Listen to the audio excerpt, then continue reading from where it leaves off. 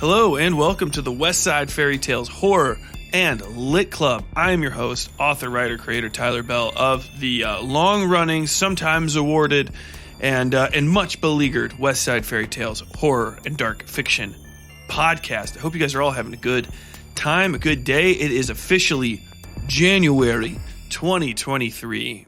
Sliding in there. I can't even believe it. I keep seeing the memes. I keep seeing the memes everywhere, and I'm still processing 2020. I haven't quite gone over 2019. 2014 still haunting me. Now it's 2023, and it is. Hey, man, it happens. Last year was supposed to be, and I'm not saying it wasn't. But it was supposed to be the big year of the Westside Fairytales. You know what I mean? That was going to be our time. God damn it. And it sort of was to a degree. I didn't have a bad year. We kind of got through the first year of the launch of the Eyes Beneath My Father's House as my first published book, self-published. Oh no. But I finally started going to conventions after the COVID restrictions ended. I've been meeting people left and right, making a ton of new friends. The convention circuit is absolutely 100% worth it, especially the ones that I'm doing. It's just been a great time. It's been a really good time. A lot of fun. I've been selling books like crazy. It's good to see that, there's genuine interest in my book.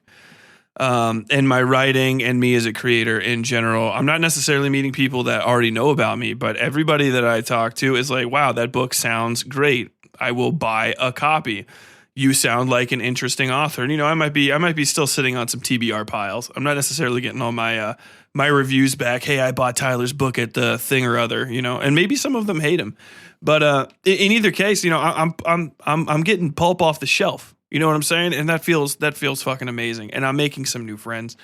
I've sold almost all of my original investment of books, so to say. I don't know how to describe that better, but basically, I bought at personal cost, at extreme personal cost, like $650 worth of fucking books. When I launched the Eyes Beneath My Father's House, which is, a substantial amount, especially for an indie person. A lot of indie people, they don't sell 5. They don't sell 5 books. They don't even sell fucking 10. Maybe, and if they're as old as me, you don't get a lot of pity purchases from like family and stuff either. And I'm far out doing that. I've sold almost that original fucking 100. I've sold a bunch online too. So, I'm moving it, and that's without any advertising budget or anything like that. So I'm really grateful for everybody's support. As a person that was just out here doing it raw the first time, like literally just popping off and being like off my own personality, talent, and like the small community that I've created, I managed to do some pretty cool shit. And, I have you guys to thank for it. But 2022 was a rough fucking year, man. I got my teeth kicked in over and over again, and I'm glad I went into it in a positive way. And I've been getting more and more positive kind of as the years go on, and I get more adjusted to this sort of like existence. I don't know why I was so just depressed. I think maybe it was really like COVID, once you can start fucking leaving your house, everything starts feeling better. I was like, man, I've been such a Debbie Downer. And it's just because like 2019 actually legitimately did suck. And then 2021 and 2022, the first 2 years of the 20s were just absolute nightmares. But this year, which I was like, this is going to be my kick-ass year. I got COVID, and COVID fucking murdered me for a month. I had a mild like little work breakdown where it's just like absolutely overburdened with all of the stuff that was kind of, going on. But I did 3 conventions, which was wild. One particularly large one, medium large one. Yeah. One extremely tiny one, and then one moderately tiny one. Mostly small fry stuff, which is good. It's a good way to dip your toes in the water, so to say, and kind of get used to stuff. But as I'm getting more comfortable and stuff, I met people out there, and long story short, rambling here over and over and again, I have a publisher. I'm with Henlo Press out of Huntington, West Virginia. They're very tiny, brand new. I think I can't remember exactly, but I think they've been going for about 2.5 years now. So, I mean, they're literally, one of the smallest of the smalls, but they're building up, and it's great. They're fun people. It's a staff of like 2-3-ish people, but they're small and they're passionate, and I introduced them to my novel West by God, and they liked it, and we are moving forward from there. Still got to do like signing stuff and all that sort of shit. But it's gonna be good to have somebody else just in my corner setting shit up for me, helping me with marketing, helping me set up all these convention appearances and all that stuff, handling, all these minutia with book launches and shit, which is just an absolute pain in the ass. But once all that stuff is, not a thing that I necessarily have to deal with consistently anymore, it's not all the way on my plate, I'll have a lot more time to make shit. And also, I'm going to be doing a big push. The book, as I said before, West by God. I don't know if I've told you guys about it necessarily. It is fairly short in the grand scheme of long form Tyler short stories. It was definitely the one that I was like, this should be my initial novel, so that if I have one out there, it's definitely more less of a time investment. Of course, it's about I think 86,000 words. So in the grand scheme of relativism, that's about as long as I think the second Harry Potter book is, about 80,000 words, some 86, whatever. You can read it in a weekend. As a matter of fact, the Henlo Press people did, and when they were finished, it was actually Courtney that works over there. She said she finished it, and she's like, actually, that was really good. I'm like, yeah, it was. It's fucking great. But yeah, that's good news for me. The story is actually about a young cub reporter. Maybe not necessarily a cub reporter, but a young woman who is a reporter working in West Virginia, and she finds out she's pregnant. And like almost the same day, big storm cloud of threes, she ends up going down to a remote mountain town in order to cover the initial stages, the opening proceedings of a very high profile murder trial. And as she gets down there, she finds that not everything is what it seems. And it's wild, dude. It's off the fucking chain. It's definitely got my, if you guys liked Scars in Time, it's very similar vibes. It's that sort of Twin Peaks in West Virginia feel, with a very powerful helping of Tyler sprinkled in. It is the first appearance of specifically, no spoilers, but there's a lot of initial appearances of characters, secondary appearances of characters that folks out there have been waiting to see, and that will be being released in the fourth quarter of 2023. So West by God, put it on your calendar, check it out. And I'm going to be really hitting this launch unfucking believably hard. We're going to be doing a Kickstarter. They do Kickstarters to cover preprint costs, which is a good idea. And I'm going to be out there trying to do media circuits. I'm going to be doing actual fucking advertising for stuff. I think I might try to shoot a short film advertisement. Like they do this book trailers. I think I might try to really like flex my fucking dick out here and try to make something cool with that. Also on that note, moving on from Hello Press. Very good news. Knock on wood that it all stays together. But moving on from that, we are going to be having the Moons Kickstarter here coming up very shortly. I was wanting to launch it in January. I still might be able to get to it ish. I've got to do a bunch of catching up from the fucking holidays. I mean, you guys know how it is, but as I'm kind of getting a little bit deeper and deeper into it, that Kickstarter is going to be coming along soon, hopefully by February. I've got to make a video for it and basically set up the Kickstarter page, which is its own big ass pain in the fucking dick kind of thing. But hopefully that gets big. Apparently Kickstarter is really good about sharing projects out of Kickstarter, especially if they look good, because there's a lot of curation on Kickstarter to make sure that people don't absolutely just abuse the platform to like raise illicit funds and stuff. But the basis for that is going to be basically just making the game, like making a bunch of card packs and stuff. And I'm going to be making really good ones. And if you've wanted to play Moons, that's going to be one of the best ways to do it. Now, time for the quick plug.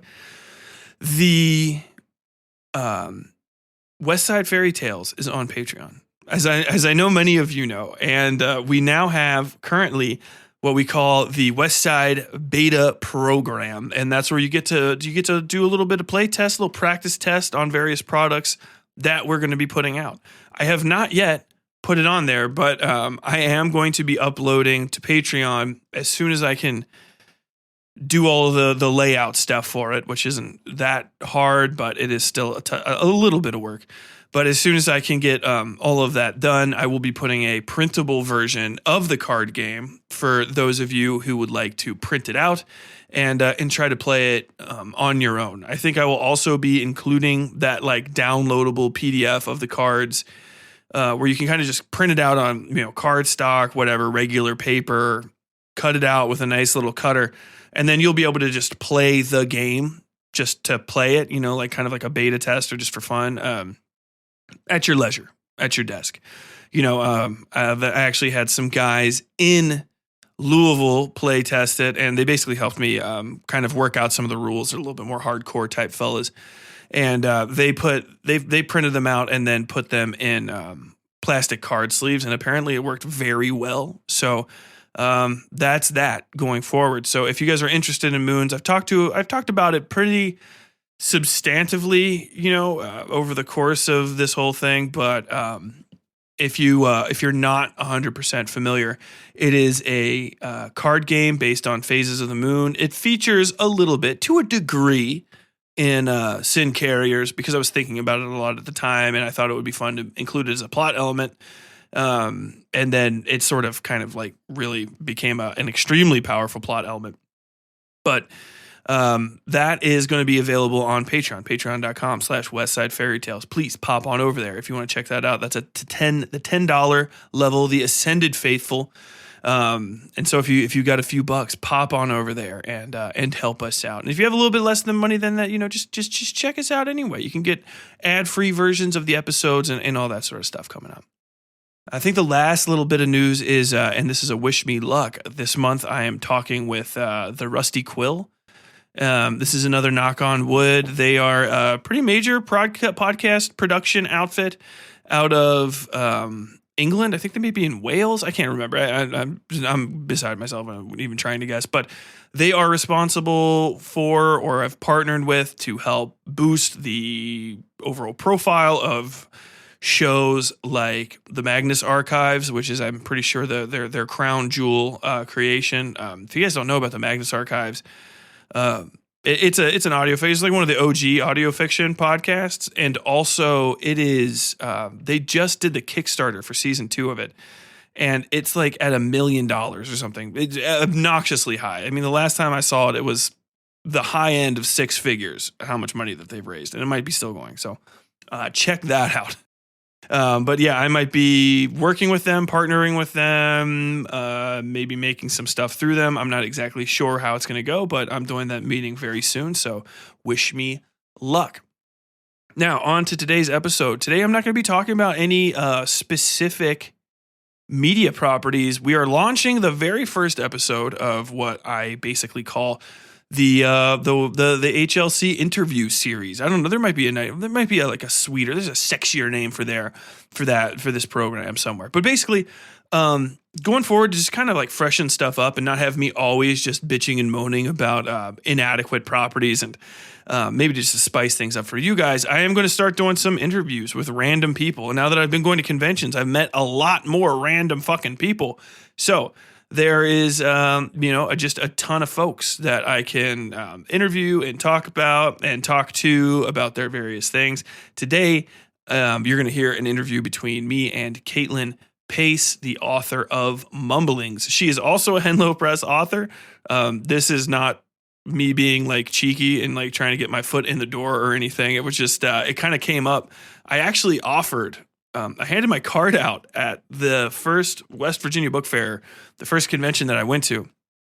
I handed my card out to everybody. I handed my card out to independent authors, established authors, different publishing companies. And I literally said, hey, call me, text me, email me. I'm trying to do this interview series where I just interview people that are creators in the indie space and talk to them and try to give them a little profile boost make friends, network, increase the overall arching range of our mutual creative spheres. And I got fucking no responses, which is, there's other people I was like, maybe I'll go check them out, or see if they would want to publish me. But I talked to these people, and there's some of them that are super serious. All my shit's in fucking copperplate. I'm a super serious publisher. Not a fucking single callback. Not a reference. Nothing at all. And they have authors launching shit. I don't know what the fuck their authors are doing, where they're not talking to people, but. Fucking Henlo. I mean, like literally a week and a half, 2 weeks after we got back from the convention. Hey, this is Caitlyn Pace from from Henlo Press. I wrote Mumblings. Please, I would really, if the opportunity to come and talk to you and do an interview is still open, can I come talk to you? Like, fuck yeah, absolutely. And I'm not bitching about people that are like high profile, that are too big for me in these other interview games. I met them for the first time and learned their name for the first time, and you have learned their name for the first time too. Absolutely, just not taking opportunities. Very bizarre out there in the indie community, but not with Henlo. They jump on a hot opportunity, and so I'm glad I'm going to be working with them. Here is the interview with me and Caitlyn Pace coming up now. Sit in, kick back, enjoy, and I will be back. I will be back with you at the end of the interview to say goodbye. Hey everybody, we're here with Caitlyn Pace, who just released her collection of 13 short stories, Mumblings. She is a West Virginia author published by Henlo Press. And Caitlyn, if you'd like to introduce yourself, please take it away.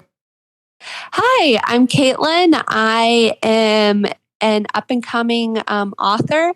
You can find my collection of short stories, Mumblings, on Amazon and the Henlo Press's website. And then I also have a couple of short stories published in different magazines.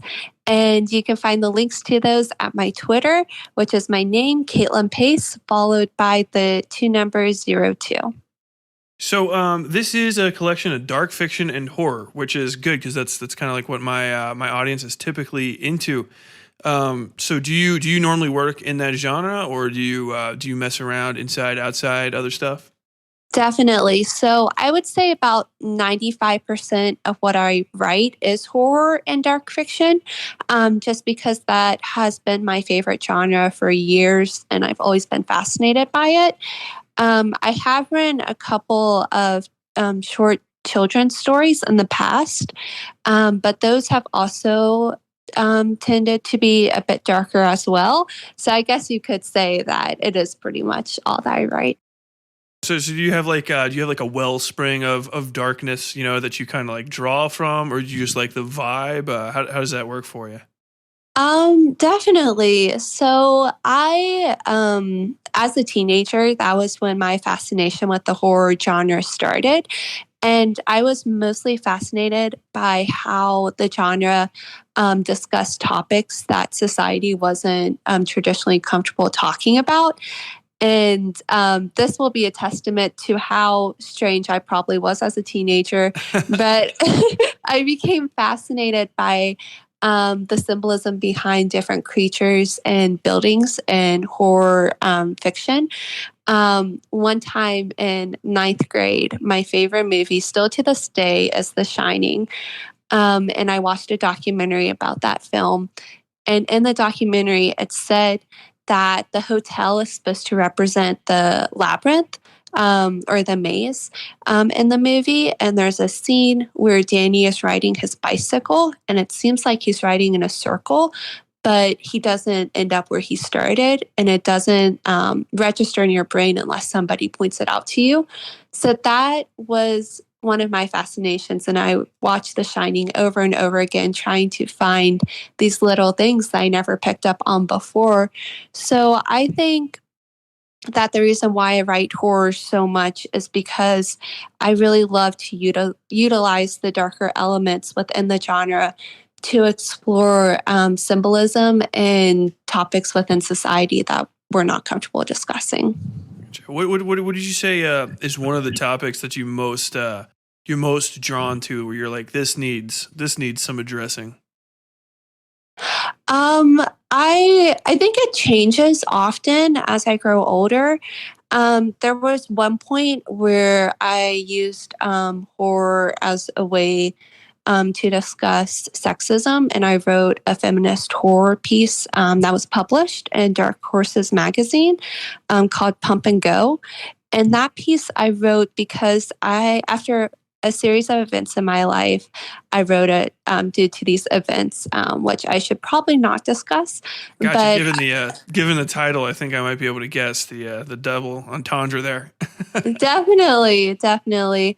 But I also wrote it because I was honestly tired of seeing movies play off of the idea of a woman being a victim, and I wanted a horror situation where, for the first time in horror, at least from my understanding, men felt uncomfortable watching and reading it by in a similar way that women felt uncomfortable. So that was my goal when I wrote that piece. I also love to explore family dynamics, especially I wouldn't say broken families, but I think every family has their burdens and the things that they're working through. And I explore that within Mumblings a lot. When I was younger, when I was a teenager, I was interested in exploring different topics of sexuality and gender. But I think as I get older, I'm more interested in more of the feminism and family dynamics within horror. Gotcha. And you said older, but you're still fairly young. I think you're a student, correct? At Marshall. Yes, yes. So I'm actually only 20 years old. Congrats, And you got a published book way before me. well, thank you, thank you. Time No, wise. yeah, thank you. It really has been an incredible experience. And I tell everyone that I might be 20, but I'm very much an old soul. And I feel like I'm 70 at most times. But yeah, yeah, people tell me I'm quite mature for my age. Don't know if that's true. But yeah, no, I'm very thankful that I am being published at a young age and that I am starting out at a young age because I just have so much time and opportunity to learn and grow as a writer. And I don't necessarily have that time ticking away just yet where I feel like I have to do everything at once. I can kind of enjoy the writing process as a slower process, if that makes sense. No, absolutely. And you just take your time and sink your feet into it. You have this is a collection of 13 short stories, but do you have aspirations to start writing like longer content? Do you want to write one of those big chunky Stephen King grade doorstops, or do you like to stick in a 80K, 90K range? Definitely. So I love actually writing novels. That's my favorite thing to write. I love the slower process and how long it takes to work on them, which is what most people don't like about it. But I really enjoy it. And I'm working on a novel right now. It's currently at 50,000 words, so it's about halfway through with the first draft. But I've read novels in the past, none of them of which I would feel comfortable publishing.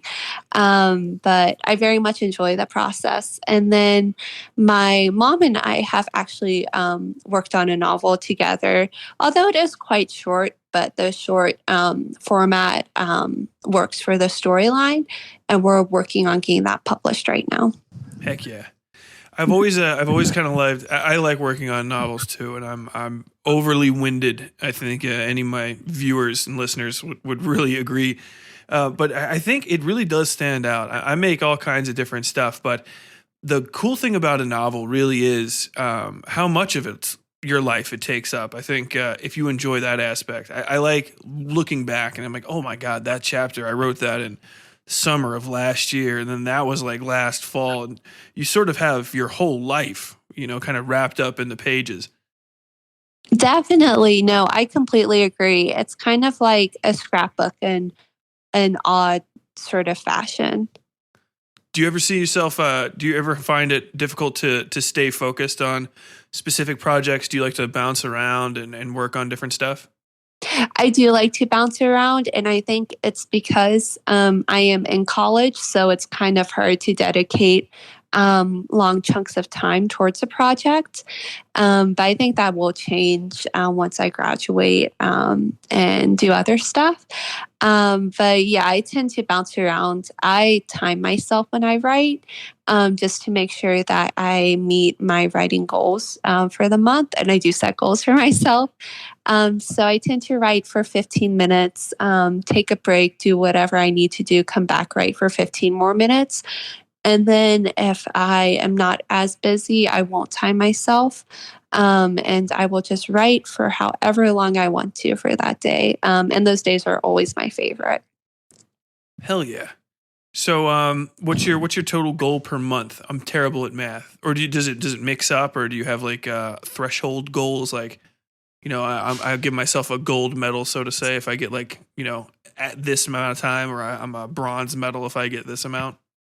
Definitely. So I try to, I make my goal before the start of each month, and I try to base it from what I already can expect from that month. So if I know that that month is going to be busy, then I won't set an extreme goal.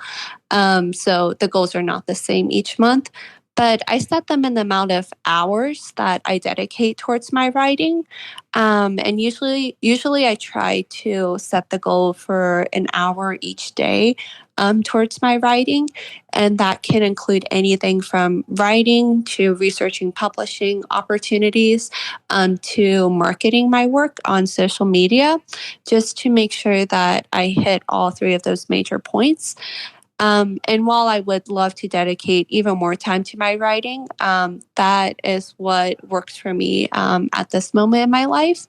And I have been quite happy with the results. I think as creatives, we always wish we could do more with our art. But I have been happy with the results that I've been making. So I've been sticking to those goals. Awesome. And I guess it's really panned out for you. You're getting a lot done. I went to college too, and I got next to nothing done. I think I tried to start like 3 novels, and I didn't finish one until I'd been out of school for like at least 2 years. But you do really start getting a lot of time. So I gotta give you your props for that. Managing to get multiple novels done and an entire short story collection. And Oh, thank you. I appreciate that. heck yeah. And onto that, some mumblings. How did you accumulate these stories? Did you write with the intention of putting together a collection? Did you kind of have a lot of stuff sitting around, and you're like, hell, 13's a good number. I'm going to pick these out. Definitely. So, Mumblings was not a strict plan at first. I wrote the first story, which is not the first story in the collection. I think it's towards the middle, called The Case of Emily Peter. And that story is based off of a place in my hometown. I'm from Charleston, West Virginia. And one of my favorite places in Charleston is the Carriage Trail. Oh yeah, And I've been there a yeah. bunch of times. I love the Oh, Carriage Show. yeah. My wife is also from Charleston, so I've walked over there up past the train station a million times. It's the best in the fall. It's pretty much one of the best, like the most beautiful places in the city. I won't steal your thunder, but please continue. No, that's great. I didn't know about your connections to Charleston. So that's truly amazing. But yeah, so I was hiking on the carriage trail one day, and I noticed the sign that said how they found 2 bodies on the carriage trail when they were constructing it. So I just began to think about these 2 bodies, and I researched it and couldn't really find anything. And they kind of became characters within my mind. And so, long story short, I wrote The Case of Emily Peter off of one of the bodies that was found. And then I showed it to my mom, and my parents have always been huge supporters of my writing, which I am forever grateful for. And I showed it to her, and she actually said that I should write a collection of short stories based off of West Virginia folklore and other stories from the state. And I thought that was a great idea. And this was during 2020, so the start of the pandemic. I didn't have anything better to do, so I decided to just start writing these short stories. And they're all based off of stories that I heard growing up. So some of them are family stories, such as Papa Doc. Papa Doc was actually my great grandfather who lived in Thurmond, West Virginia. And Thurmond is now a ghost town, but he lived there when it wasn't a ghost town, and he was the town doctor. And my mom has tons of stories from him, so I wrote that. And then I wrote The Tale of Whispering Way, which is a retelling of the Mothman. And that serves as one of my favorite stories because I really try to capture the kind of mindset that I feel a lot of young people have from West Virginia, which is the desire to want to leave the state for so-called better opportunities, but also feeling the longing to stay because that's where you're from and that's where your family is. I really get that. Definitely. It's something me and my wife talk about all the time. Like, it would be great to move back to West Virginia, but it is like, if you don't specifically have this thing, one of these 10 jobs that you can do in X place, like, there is just nowhere for you to be. And I feel Definitely. bad. So many people love West Virginia. I talk to all kinds of folks from there that my wife knows. And then, if you wear a West Virginia shirt out anywhere outside of the state and somebody sees you, they're going to come up to you like, why are you wearing a West Virginia shirt? Where are you from? And you end up having conversations and meeting people. And it is, you talk to a lot of people that really want to stay there. And it sucks that they can't. Are you going to try to stay in West Virginia, or is it chips fall where they may for you? Definitely. No, I think that's a great point that you made. And I think it's very unfortunate that so many people do need to move away for whatever reasons. Because it is a beautiful state. It has its problems like every state does. But it is a beautiful state and there's a lot of beautiful communities here. I am going to try to stay in West Virginia for a little while.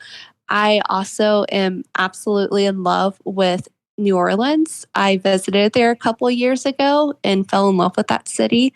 So my goal in life is to live there for at least a few years while I'm young. I don't want to live there my whole life, but just a few years while I'm still young, and then probably move back to West Virginia. So I'm going to try to do that, but also life is crazy and it can take me wherever it wants to take me. True. I've lived, I've tried to put down roots since my early 20s and failed spectacularly. Yes. I think the best thing to do is definitely, especially while you're a young person, absolutely, like, just lay back, catch the wind, and float around. Because you're really, now that I'm 35, now that I'm the age I am, I really just cannot imagine moving across the country again. But when I was in my early 20s and I lived out of a backpack because I didn't own anything that wouldn't fit in one, it was a blast. A pain in the ass sometimes, but it is great to just get around. So absolutely, that's a great thing to do. No, definitely. I completely agree with you. And I do want to kind of take advantage of that youthful mindset while I can, and try to explore any dreams and opportunities that I have with that. So if I do decide to move, then that's okay too. But I do have a lot of connections and a lot of people who care about me within this state. So I know it will be difficult to move away from them. Yeah. And you're, I'm sorry, you might have said it before. I know you're 20, sophomore, junior? A sophomore in high school, yes. In high school? Oh, sorry, college. Definitely not high school. Sorry about that. So is your major writing related, or is it something else? What do you plan on doing? I'm actually majoring in social work. That is mostly because I need health insurance when I graduate. I'm type 1 diabetic, so so you can't even risk it. Yeah, definitely. I need to be able to afford my insulin. So I have to pick a major that it provides health insurance or is almost guaranteed to provide health insurance. But with social work, I actually want to work in hospice. I volunteer with hospice in Charleston, and I love it.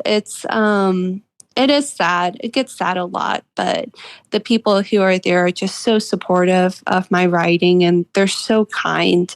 And everyone who works there, at least from my volunteer experiences, have tried to make it as beautiful of a process as it can be considering the circumstances. And since I am an old soul, I love sitting with the older patients and learning about their life stories, and then sitting with the families and hearing about their stories. And yeah, I just really enjoy it.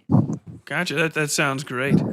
Man, this is almost slightly off topic, but speaking of hospice, when I was in college, I actually lived right next to, and it was no longer in use, a hospice mansion. I don't even know how to describe it, but it was basically a 4-story house, right, with like 3 livable stories in it, and it used to be the for like 100 years or something, the hospice for the Deaconess Hospital, which was also just kind of like on its way out. It doesn't even exist anymore. The entire hospital has been demolished since I graduated in 2013 or whatever. But that house was definitely one of the creepiest places, but it is also sort of like really, really cool thinking about how it was like nice, you know. I mean, once it's abandoned and stuff, it's not the best, but it is nice to think that instead of just, you know, some sort of like antiseptic, sterile place, all these old folks had this nice, like, kind of house for, you know, talk to each other, kind of hang out in and still kind of live a little bit before the end. Definitely. No, definitely. And I would love to explore a place like that. It sounds like it's haunted, which I and my family, we love to go ghost hunting, just as a hobby. So I don't know if that would ever be allowed, but that could be a fun ghost hunting spot to go to. Unfortunately, impossible now. It's been demolished. Oh, no. Yeah, it actually got knocked down my first year in college, so I had very little time to kind of like see it and stuff. But it actually had a fire escape that led all the way up to the roof because there were I guess there was just like one tiny room up there, so they had to put the fire escape all the way up to this little tiny, I guess you would call it a garret apartment at the very top. And so we would sit on top of the roof, and it was actually at the top of Straight Street, which you probably don't know if you're not from Cincinnati, but Straight Street is at the very top of the curving part of the hill that leads up to the college itself, University of Cincinnati. And so you can look down into the entire midsection of the city and see to the other side of the hills on this giant valley that Cincinnati is built into. And that was really cool. But unfortunately, now that's incredible. Yeah. Sorry for interrupting you, but that sounds like an incredible experience. Yeah, it was a blast. Unfortunately, I guess it's literally it's in the history books now, but all that's apartments, unfortunately. But hey, that's the way things go. Mm-hmm, definitely. Mm-hmm. So back to your stories. My bad. What would you say is your go-to? If I have some of my people come, they check out Mumblings. What's the story that you definitely want them to read first, even if they don't start with the first story?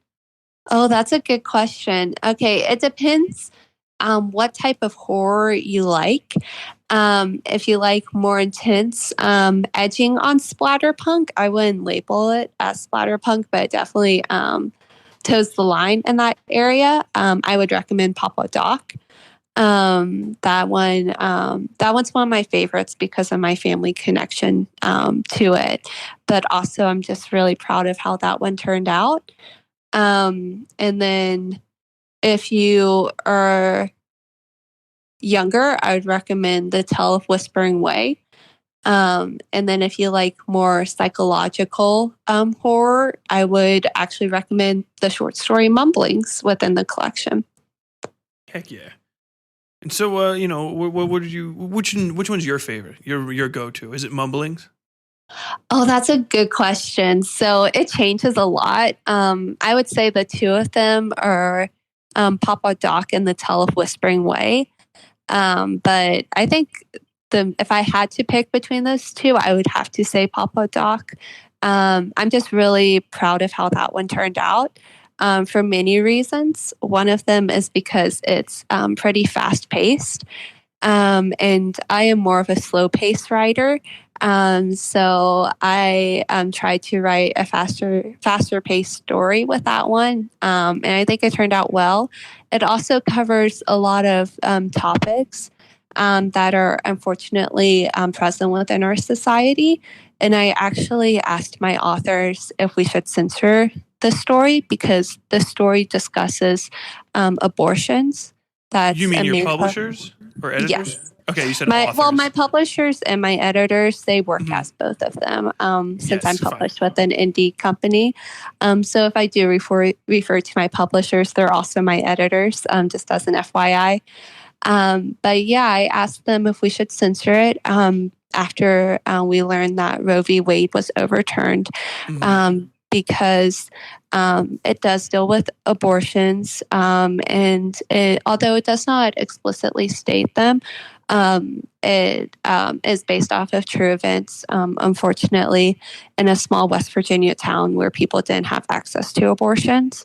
And they had to go about what they had to do in those unfortunate circumstances. So I asked them if I should censor it, and we ultimately decided not to, that this was a story that needed to be told. However, with that being said, especially in present day, that story can be very triggering for a lot of people. So I would read it with, if you want to, but definitely take it with a grain of salt and protect your mental health before you dive into these stories. Although I don't think they're as dark as horror can get. I do think that horror should serve as an escape first and foremost. And if you're destroying your mental health by reading these stories, then I think you should just wait and protect yourself first. Gotcha. So you're definitely a fan of using the trigger warning to help prevent people from getting triggered by a potentially harmful experience. I somewhat am and somewhat am not. So, and the reason why I say that is because I am almost never triggered by anything. I've seen very intense horror movies, and I am disturbed by them, but I don't spiral into a mental health decline from watching them or reading them. But with that being said, I have met quite a few people who have spiraled into mental health declines because they experienced a story that was too intense for them. And I don't want anybody to delve into destructive behavior just from experiencing my stories. So while I don't put trigger warnings on my stories, I do support them. And anytime I recommend a horror story, whether it's mine or somebody else's, I always ask that person if they are triggered by anything before I recommend it to them, just to make sure that I'm not recommending something that could cause them to spiral.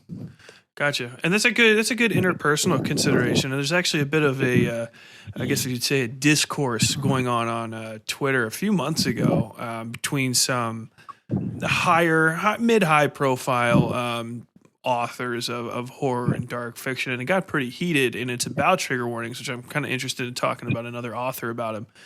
I don't really use trigger warnings exactly. I think I basically say, hey, this is more close to like ratings, PG, R, and I think that gives people a good sense of, what they're going to see and what they're not going to see.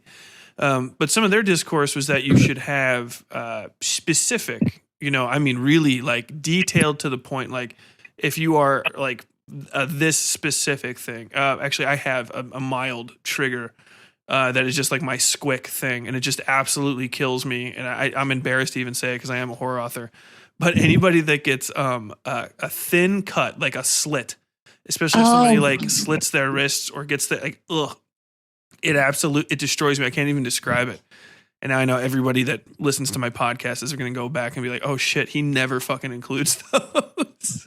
But that's mine. But I don't think I would personally want that. It would be really difficult because it's actually kind of intense for me.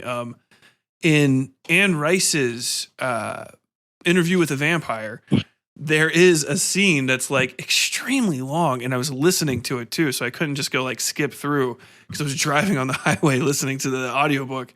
And I was just like, damn, I really wish that this would end, because this lady has been like, she gets, cut up by the vampires and dies for like forever. I'm like, can this just stop?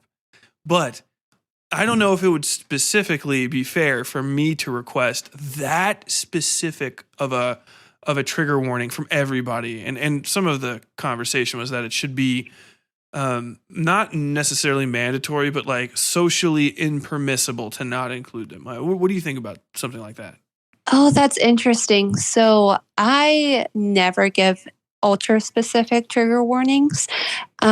Usually, the main ones that I will ask about or try to provide if I feel like it's needed for a person are rape and drug addiction. Intense drug addiction, especially where I'm from, West Virginia. Yeah. Unfortunately, a lot of people that I know have their family members have suffered from intense drug addiction.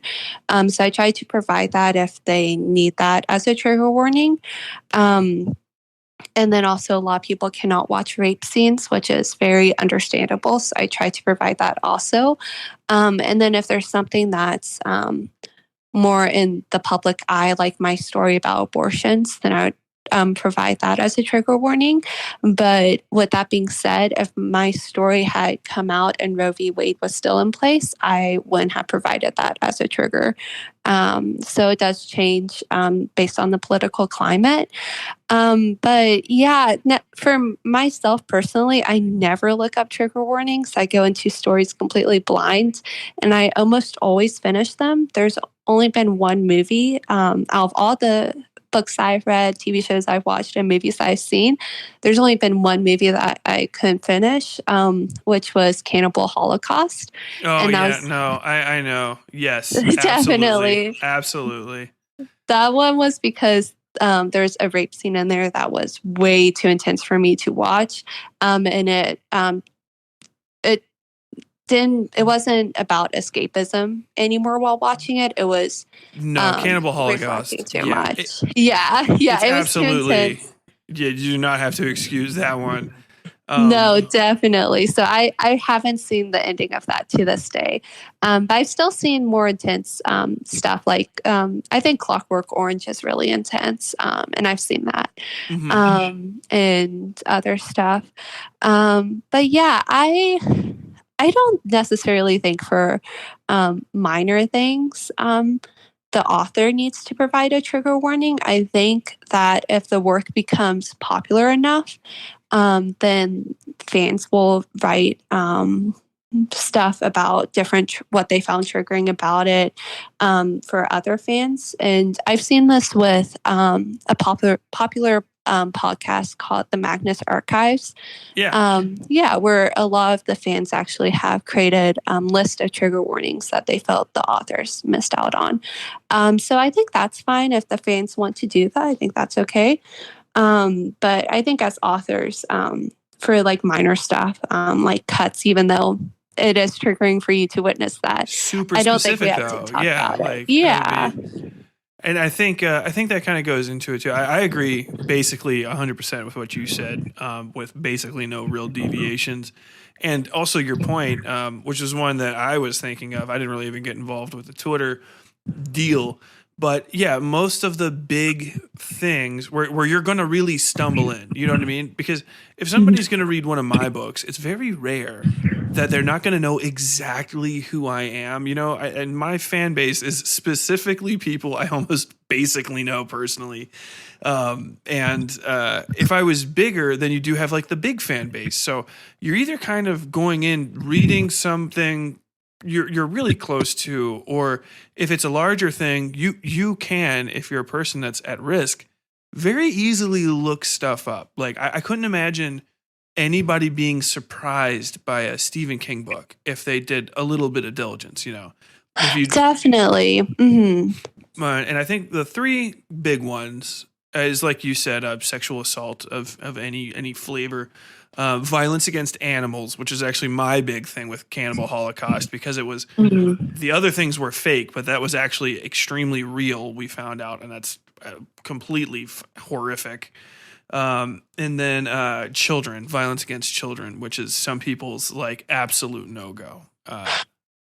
Definitely. No, I completely agree. I also provide trigger warnings for those things as well, if somebody asks me about them. Luckily, I haven't seen or read a lot of stuff that has violence against children, which thank goodness that people are not putting that stuff out there. Aside from talking about topics that I feel need to be discussed in society, such as like child brides and exploited labor, which I've seen in a few stuff that horror stories that I've read. But no, I completely agree with you. And I think there's, and you can agree with me or not, but just as a topic of discussion, I think there's also a degree of quality of portrayal, kind of like you were saying with Clockwork Orange and Cannibal Holocaust. Cannibal Holocaust does have a very gazy, voyeuristic quality to it that is really like gross. In just like not stuff happening, it does have a vibe where you're like, we're getting things out of the way so that I can just really just revel in something, and we're trying to make this look as real as possible and not kind of, there's no camp, there's no cutaway vibe. And in like Clockwork Orange, it is supposed to be really intense, but it's got this artistic alienness to it where you're like, this is I'm still watching a film. Like, I know no one's being harmed in the making of this. Do you think that that's a good distinction to make, or do you think that's not particularly valuable? Definitely. No, I think it's a good distinction to make, because I believe that the horror genre, first and foremost, should be, as the fans of it, the fans should be able to experience escapism from it. So when you cross that line and make it feel too realistic, I think you're taking on more than you can handle in most circumstances. And if people respond badly to it, I think you need to be prepared for that, because they will most likely. But no, as you were talking about that, it kind of reminded me of a recent film that I watched, Barbarian, which is getting amazing. I gave that such a glowing review. I think I talked about it for 2 hours on this podcast.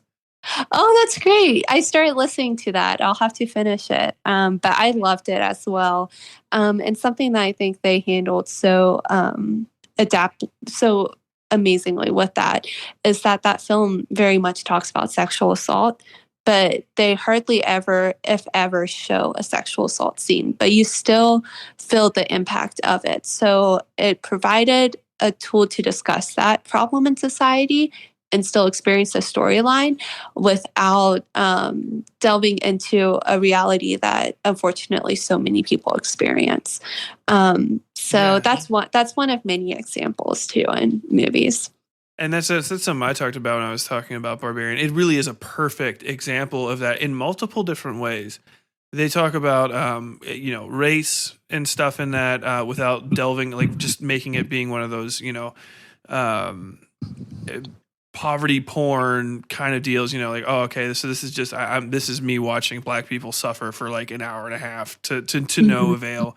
The sexual assault, even economic things and the economic downturn, and like just the uncomfortableness of being a woman or being a man in modern society, and like getting pushed into that weird situation without ever being preachy or really like I don't know, porny or like creepy or anything like that. It was really executed well. And also, like, I never felt beat over the head by it either. Yeah, no, definitely. I felt the exact same way while watching it. And it's one that I watched a couple weeks ago, and I've thought about it almost every single day. So I think it's definitely, if I can be so bold as to say, one of the more modern classics of our time. And I think that's a perfect example to use of how you can talk about these hard topics in society in horror without crossing the line to where it feels too realistic for people to experience it. And this will be my last statement on it, because everybody knows that's listen to the previous episodes of this that I can get distracted. But spoilers aside, the best when she jumps, right? Did you ever expect it? Did anyone ever expect that moment? It was amazing. Yeah, I didn't expect it up until the very last moment when I was like, oh, she's going to jump. Yeah, you're like, oh, there it is. This movie is actually perfect. yeah, no, definitely. And I love how, at least in that moment, I felt like they very swiftly shifted from a horror movie that discusses these hard topics to a creature feature film. And I love creature features too. So I just thought that was very well done with that. So speaking of creature features, obviously, and you said you like to go into the sort of symbolism of different creatures and buildings and stuff, but specifically as a West Virginian, if you had to pick Mothman or Flatwoods Monster, who's your favorite? Oh, definitely Mothman, but that's because my grandma grew up in Point Pleasant. And I won't delve too much into it, but she developed dementia in her later life. And she was convinced that she saw the Mothman. Oh, wow. So that when she was younger. So that was very interesting for me to experience. And I think that creates more of a connection to Mothman than most people have. Yeah. So yeah. No, the Flatwoods Monster is interesting, but definitely the Mothman. And then I've also recently learned about some other West Virginia cryptids from a local artist. She actually makes paintings of West Virginia cryptids, and her paintings are amazing. Do you mind her shouting out her name? Definitely. I will have to find it for you. Okay. It is, her company is called Bally Raven. So like ball, and then Y, and then Raven, and it's all one word. And I love her work. It's amazing. And she introduced me to the Smiling Man, which is so creepy. It's this like guy that just smiles all the time. And then the Vegetable Man, which is another alien. Something I love about West Virginia folklore is that it's either very creepy or you can very much tell that the people who believe that they saw these creatures were on drugs. And it's always fascinating to learn about. Absolutely. So, yes, with all of that going, with that stuff, said, what are you looking forward to working on? I finally got that out. Coming up, what kind of projects do you have ahead of you? So definitely. So I am working on a novel, but that's still in the first draft. It has about a good year before I feel comfortable sharing it with people. But something that I love about that piece is that the main character is type 1 diabetic, and it's all centered. The storyline is a horror storyline, but it's centered around the struggles that she experiences with her condition. So it's just been very amazing for me to be able to tell the story through her.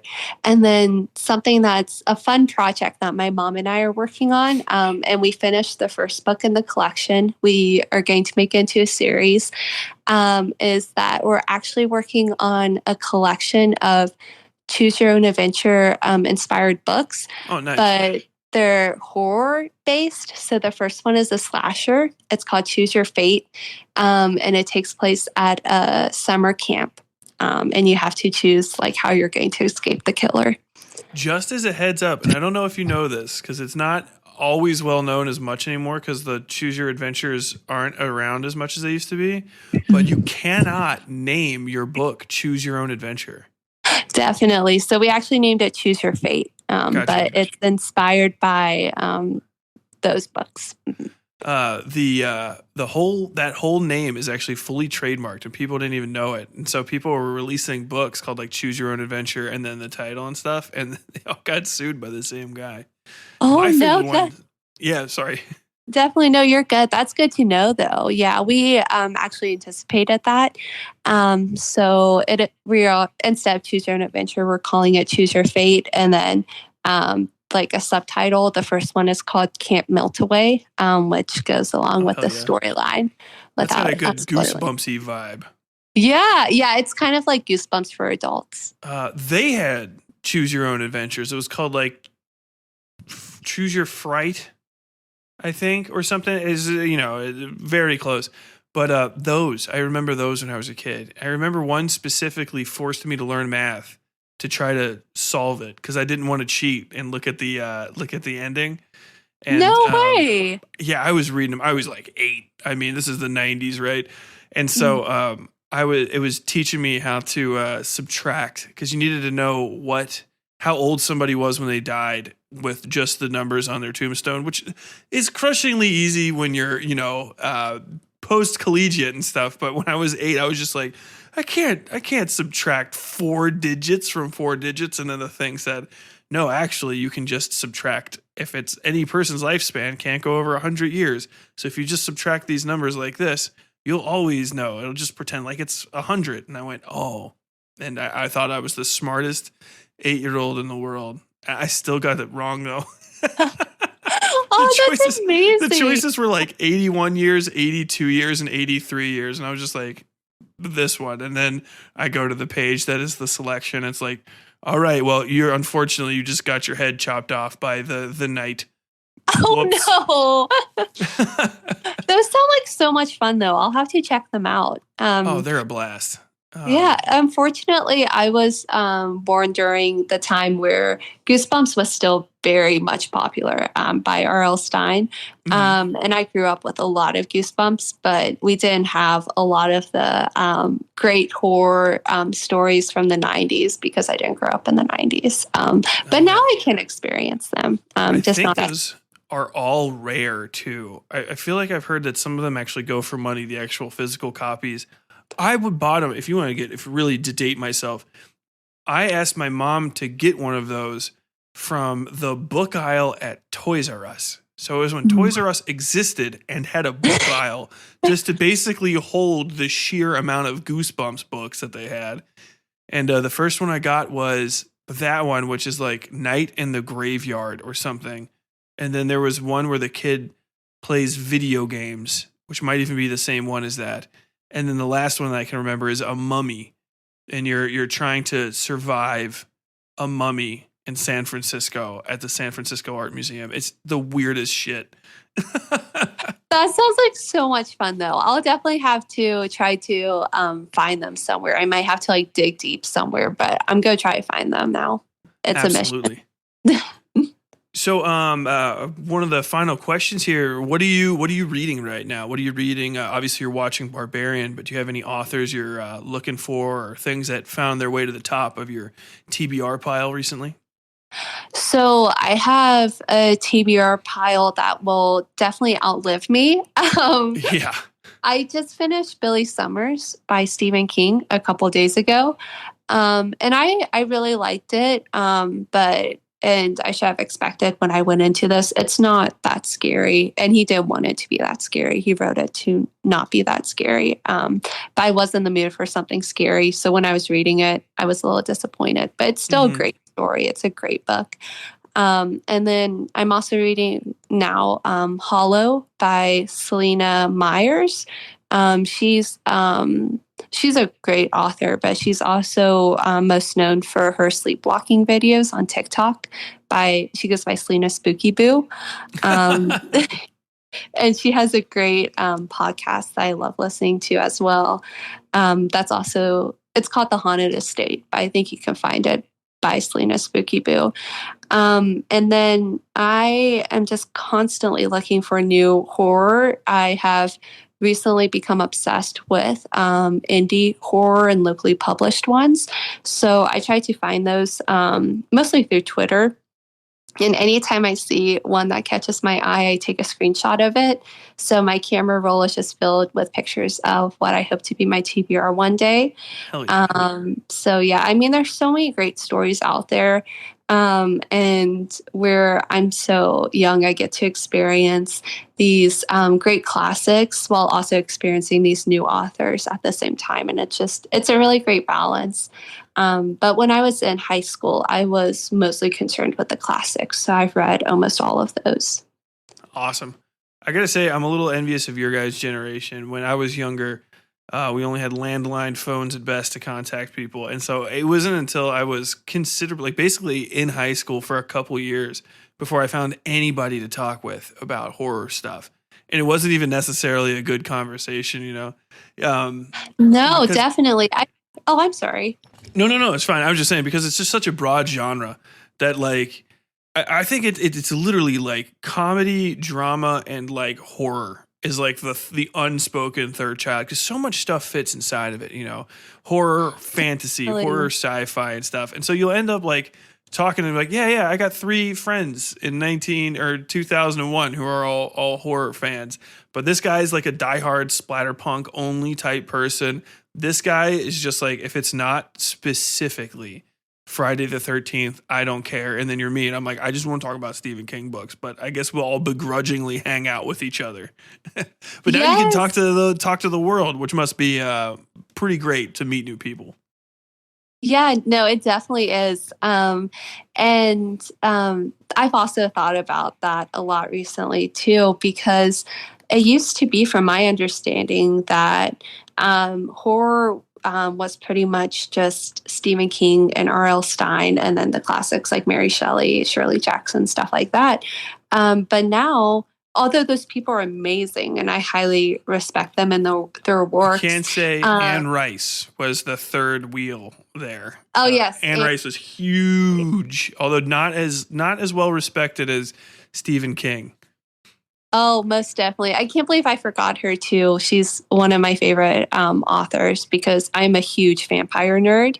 Mm-hmm. So I've read almost the entire Vampire Chronicles, and I'm loving the new Interview with the Vampire TV show. I think they did a fantastic job with it. I haven't finished it, but it's amazing. Oh, I gotta check that out. Oh, I highly recommend it. They did amazing with it. As a quick aside, one of my favorite things about Anne Rice, and I don't know if you know about this, but she was fucking furious about Brad Pitt being Lestat. I actually did know that. Yeah. And people talked about it like all the time. And it wasn't until after I even got out of college that I actually saw an article, because I was just like, it's like, you know, one of those things, like a rumor. And then I read it and I was like, oh my God, not only was she pissed about it, she was really, really outspoken about how mad she was. That is so funny. I actually have to tell you a story about Anne Rice. I don't know her personally. I wish I did. But when my family and I visited New Orleans, we took tours of the cemeteries there. And in one of the cemeteries by her house that she grew up in, the tour guide actually said that she and her brother used to play in the cemeteries together. Like, they would play tag and hide and seek and stuff. And my sister and I used to play in a cemetery behind our house together. So in that moment, I was like, oh, I'm connected to Anne Rice, even though we were so far apart. But yeah, I thought that was a really cool story. That's awesome. Mm-hmm. So I think on the way out of here, do you want to plug yourself one more time? You got any parting shots you want to deliver? Sure. So you can check out my work on my Twitter. That's my name, Caitlyn Pace 02. And I will post the updates for all my stories there. And then also I will, I'm also making other social media platforms currently. I'm working on a TikTok and a Instagram. So once those are finished, I will upload them on my Twitter as well. Awesome. Well, everybody, again, that's Caitlyn Pace, Mumblings from Henlo Press. Look it up, buy it, check it out. Thanks again for coming on, Caitlyn. Thank you so much. All right, and welcome back to the end of the program. Yet again, that was Caitlyn Pace, author of Mumblings, published by Henlo Press, Huntington, West Virginia, 2022. I hope you enjoyed. As always, getting into the end of this, let me remind you, if you want to try to talk to me, if you want to hop on here and get interviewed at some point because you were a small creator or anything like that, please hit me up, westsidefairytales@gmail.com. If you agree, disagree, any of those things with any of the comments made during this, you just want to reach out and say, hi, Tyler, I fucking love you. westsidefairytales@gmail.com. Also, we're on Twitter at WS Fairytales, TikTok, Westside Tyler, Westside Fairytales on Instagram and Facebook and YouTube. Just look us up. We're everywhere. We're everywhere. And of course, if you got some time, pop by the Westside Fairytales merch store, westsidefairytales.com/merch. Buy yourself a t-shirt, a sticker, what have you. And of course, yes, the Patreon, westsidefairytales.com/Patreon to support this, suggest stuff, join stuff, Westside Fairytales beta reader program. Everybody's really stoked. Currently in the beta reader program, you can get access to my unreleased novel, Black City. We are up to chapter 3. Even if you join after the monthly chapter drop, just the next month that comes along, once you've enlisted in the program and filled out the little thing, then we're going to send you the next chapter with all of the previous chapters attached. So you'll be able to read through. So even if you want to just skip a few months and then hop in and read it, chapters 1 through 15, you'll be able to. So just keep that in mind. That's always an opportunity. westsidefairytales.com or patreon.com/westsidefairytales. Beta reader program is popping off. With all of that said, thank you all very much for tuning in. The next episode, perpetually delayed, eternally delayed, of the Sin Carriers ongoing story will be coming out hopefully next week. I do not foresee any delays that should keep me from finishing that on time. If you guys like Sin Carriers, please give me a shout out. Twitter, Apple, iTunes, wherever the hell you guys want. Just leave me a review or whatever. Say, hey, well, shit, man, I haven't been back here to this review space since 2017. Tyler, you're still the shit. I fucking love you. Sin Carriers is great. Just pop back there, leave a review if you want to. 5-star that bitch. And tell them Tyler sent you, or don't. I don't know if that's against the rules to ask for a review. That wouldn't make any sense though. Why wouldn't you not ask for a review? Everybody asks for a review. In any case, thank you all for stopping by. I really hope you enjoyed this. I hope you enjoy the interview series. It's not going to necessarily be every month because I won't always have somebody to talk to, but it's going to be as many months as I can. And I'm pretty sure once people find out that I am scheduling interviews, I will get all sorts of folks in here. If you are a person that wants to do an interview and you are not a creator of some sort or in production of creative things, like you are an independent business person, or you are some sort of tax wizard from Omaha, Nebraska, I'm not interested in interviewing you. I'm sorry. I am not talking to any fucking life coaches, any vitamin sellers, any of the lower value Joe Rogan type guests. No, I'm not here, not now, not ever. No, thank you.